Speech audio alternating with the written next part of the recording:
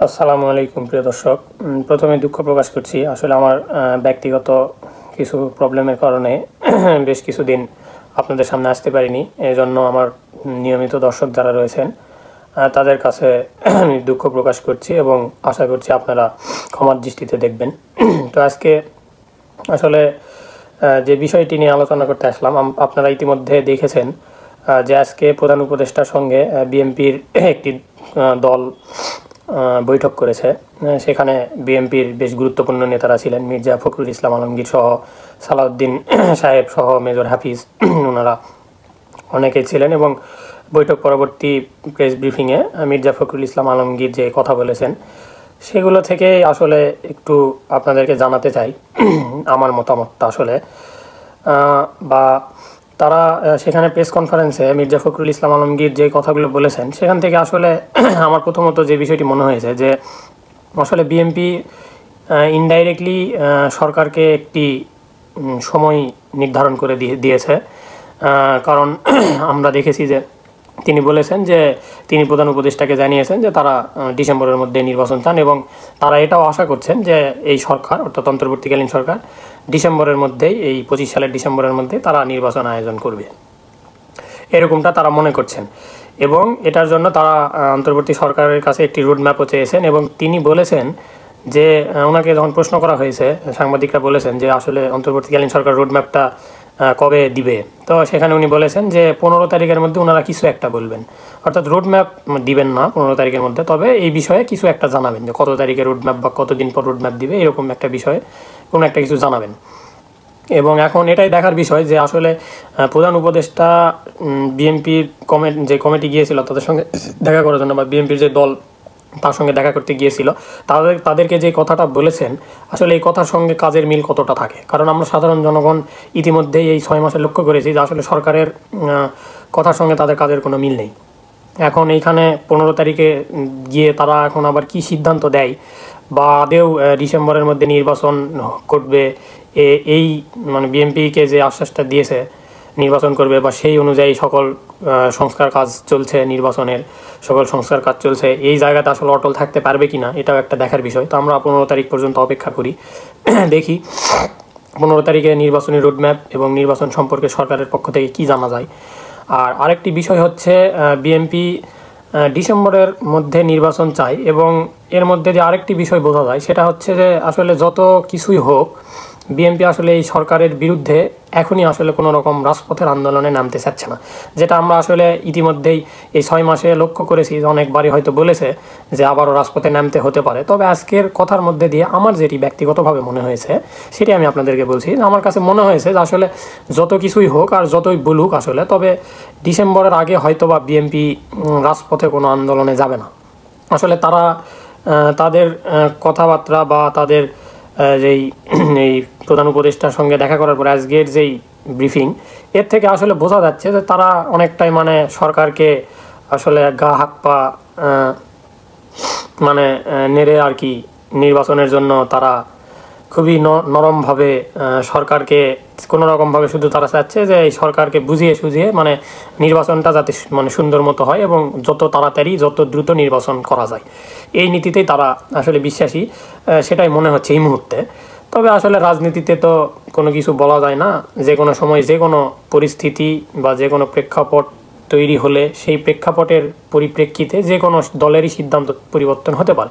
তবে এটা আসলে বিএনপির ব্যাপার, আমি তাদের কোনো দলের কেউ না, বা আমি রাজনৈতিক কোনো ব্যক্তিও না, এটা আসলে আমি বলতে পারছি না। আর আরেকটি বিষয় হচ্ছে সেটা হচ্ছে বিএনপি এই যে ডিসেম্বর পর্যন্ত বলেছে সরকারকে যে ডিসেম্বরের মধ্যেই তারা নির্বাচন চায়, এবং এটা তো ইনডাইরেক্টলি তারা সরকারকে একটি সময় নির্ধারণ করে দিয়েছে। এখন ডিসেম্বরের মধ্যে যদি নির্বাচন না হয় তাহলে তারপরে বিএনপি কী করবে, এটা কিন্তু আসলে এখনও পর্যন্ত আমাদের কাছে ক্লিয়ার না। তবে তারা এই বিষয়ে এখন পর্যন্ত কোনো কিছু বলছেন না, বা হয়তো বা বলার প্রয়োজন পড়ছে না, কারণ তারা হয়তো বা এটা বিশ্বাস করতে পারছেন যে আসলে ডিসেম্বরের মধ্যে নির্বাচন হয়তো বা দিবে। তবে ডিসেম্বরের পরে নির্বাচন যদি না দেয় সেই ক্ষেত্রে কি আসলে বিএনপি কি কোনো স্টেপ নেবে, বা কোনো রকম কি রাজপথের আন্দোলনে যাবে কি না, এই বিষয়ে আমি আসলে আপনাদের কাছে, আমার দর্শক যারা আছেন তাদের কাছে আমি প্রশ্নটি রেখে গেলাম। আপনারা আপনাদের মতামত জানাবেন। আর এই যে ডিসেম্বর প্রায় এটা এখন ফেব্রুয়ারি চলতেছে, এখনও 9 মাস। তো এই ডিসেম্বর অনেকে হয়তো ভাবতে পারেন যে কী ব্যাপার, বিএনপি গত 1 মাস 2 মাস আগে অনেক বক্তব্য দিয়েছে যে হয়তো রাজপথে নামতে হতে পারে, আন্দোলনে নামতে হতে পারে, তো এখন আবার কেন আমি বলছি বা তারা আসলে বলছে যে এখন ডিসেম্বর পর্যন্ত তারা সময় দিতে চায় সরকারকে, অনেকে এটা প্রশ্ন আসতে পারে। তো আসলে এটা আরেকটা কারণ হতে পারে যে দেখেন দীর্ঘ 15 বছর বা 17 বছর কিন্তু তারা বিভিন্ন রকমভাবে নিপীড়ন নির্যাতনের শিকার হয়েছে। তাদের নেতাকর্মীরা একদম মানে পলাতক অবস্থায় ছিল, বেশিরভাগ জেলে ছিল, মানে ওইরকমভাবে কিন্তু কোনো দাঁড়ানোর স্পেস পায়নি রাজনীতির মাঠে। তো সেখান থেকে আসলে তারাও কিন্তু অনেকটা ক্লান্ত হয়ে গেছে, রাজপথের যেসব তাদের তৃণমূলের নেতাকর্মীরা রয়েছে। তো এখানে আসলে বিএনপি এটাও আসলে তাদের কথাও চিন্তা করতেছে যে আসলে যেহেতু তারা দীর্ঘ 15-17 বছর বিভিন্ন রকম কর্মসূচি আন্দোলন করেছে, বিভিন্ন নির্যাতনের শিকার হয়েছে, এই জন্য তারাও চাচ্ছে, মানে তারা চাচ্ছে না যে হুট করে এখন আবার তাদেরকে রাজপথে নিয়ে এসে আবারও মানে আন্দোলনে নামাতে। তারাও চাচ্ছে যে এই নেতাকর্মীগুলোদেরকে একটু স্পেস দেওয়ার জন্য, একটু সময় দেওয়ার জন্য, তারা যাতে একটু মানে একটু সুন্দরভাবে নিঃশ্বাস নিতে পারে বা একটু মানে স্পেস নিয়ে যাতে একটু পরিবার পরিজনকে একটু সময় দিতে পারে, একটু আরামায়েসে রিকভার যাতে করতে পারে, তাদের যে মন মানসিকতা বা তাদের যেই মানে এক কথায় উজ্জীবিত তারা হতে পারে যাতে। এই জন্য মানে বিএনপি আমার যেটা মনে হয় যে তাদেরকে এই মুহূর্তে রাজপথে আসলে নামাতে চাচ্ছে না, তাদের দলের নেতাকর্মীদেরকে তারা এখন এই জন্য একটু সময় দিতে চাচ্ছে, যার কারণেই হয়তো বা ডিসেম্বর পর্যন্ত বিএনপি বলছে যে ডিসেম্বরে নির্বাচন দিবে। তবে ডিসেম্বরে নির্বাচন যদি আদেও হয়, সরকার যদি অন্তর্বর্তীকালীন সরকার যদি ডিসেম্বরে নির্বাচন দিয়ে থাকে, তারপরেও তো নির্বাচনের বিভিন্ন কার্যক্রমে তো তাদের নেতাকর্মীরা অংশগ্রহণ করবেন এবং এটার মাধ্যমে কিন্তু তারা আরও উজ্জীবিত হবেন, কারণ তারা প্রায় বলা যায় যে বিগত 3 টার্মে সেরকমভাবে তারা নির্বাচনী মাঠে আসতে পারেনি বা আসেনি বা দাঁড়াতে পারেনি। তো এই জন্য আসলে এখন যদি একটি নির্বাচন হয়ও ডিসেম্বরের মধ্যে, তাদের নেতাকর্মীরা উজ্জীবিত হবে এই আর কি। তবে আমার কাছে যেটা মনে হয় যে সার্বিক পরিস্থিতিতে ডিসেম্বরের মধ্যে আসলে আদেও নির্বাচন কতটা সম্ভব আমি জানি না। আপনারা অবশ্যই আপনাদের মতামত জানাবেন। এখন ডিসেম্বর পর্যন্ত আমাদেরকে অপেক্ষা করতে হবে। আমাদের দেশে প্রতিদিনই বিভিন্ন রকম প্রেক্ষাপট তৈরি হয়, তো এই প্রেক্ষাপটে এখন কোথায় গিয়ে দাঁড়ায় এটা আসলে বলার ক্ষমতা আমাদের কারোই নাই। তো দেখা যাক আসলে কত দূর কী হয়, ডিসেম্বরের মধ্যে নির্বাচন হয় কি না, বা বিএনপি যেটা চাচ্ছে তাদের মতো করে তারা সেটা পায় কি না বা আদায় করে নিতে পারে কি না, এটাই এখন দেখার বিষয়। আর আরেকটি বিষয় হচ্ছে 32 নম্বরের যারা আয়নাঘর খুঁজতে গিয়েছেন তাদের উদ্দেশ্যে একটি কথা বলতে চাই, যদি এটা আমার টপিক না তারপরে আমি বলছি। আসলে আপনারা হতাশ হবেন না, আপনারা খুঁজতে থাকুন। আন্ডারগ্রাউন্ডে টয়লেটের ট্যাঙ্ক, তারপর আরও মানে বাড়ির নিচে যেসব গর্ত আছে রয়েছে সব কিছুতে আপনারা একদম তন্ন তন্ন করে খুঁজতে থাকেন। হতাশ হবেন না, হতাশ হওয়ার কিছুই নাই, আপনারা হয়তো আয়নাঘর কোথাও পেলেও পেতে পারেন। এতটুকুই।